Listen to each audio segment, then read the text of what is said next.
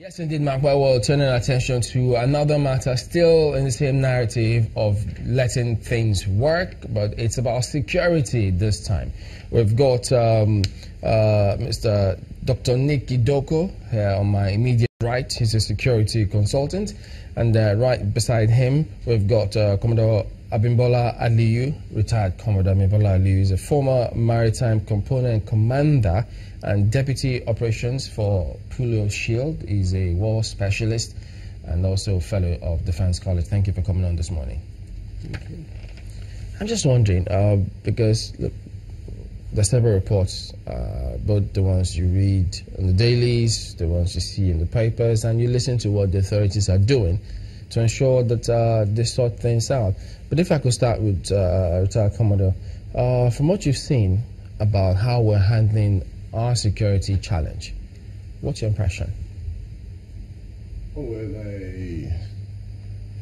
I think there's a lot of massive efforts being taken to ensure that we change the narrative as far as the security architecture of the nation is concerned.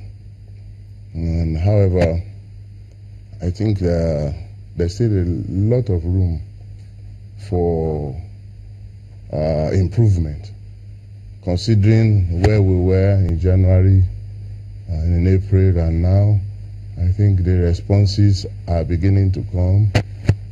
However, the responses sometimes appear to be far between, and that is also understandable, because when you consider the terrain in which some of these criminal actions are being taken are not readily accessible, and the fact that the required logistics is just being sourced and is gradually trickling in, I think that by and large we should be on top of it, given the upcoming general elections. Dr. Idoko, do you think that those challenges, do we really appreciate them? Because I know that it's difficult when lives are involved. All of the fine work that you could put in over the year or years concerning security, if one thing goes wrong, you have people who will always jump on your back and say, what have you been doing ever since? So, on the back of that, what's your impression of how we've fared so far? Well, I imagine that the issue of security is a continuous issue. It's not something that you deal with as an event. It's a process, and a long process at that. Therefore, you must develop a plan, a strategy, which you keep trotting forward as circumstances change. And I believe that if we get our principles right, we might not find this kind of moving forwards and backwards, all the time. One is, what is even security? Because it's important to understand the concept of security. Security, in simple terms, means safety, freedom, and protection from danger or risk. A condition of being protected from danger or risk. And in our Constitution, in Chapter 2, Fundamental Objectives and Directive Principle of State Policy, at Section 14(2)(b), it is stated that security and the welfare of the people are the primary purpose of government. Primary purpose.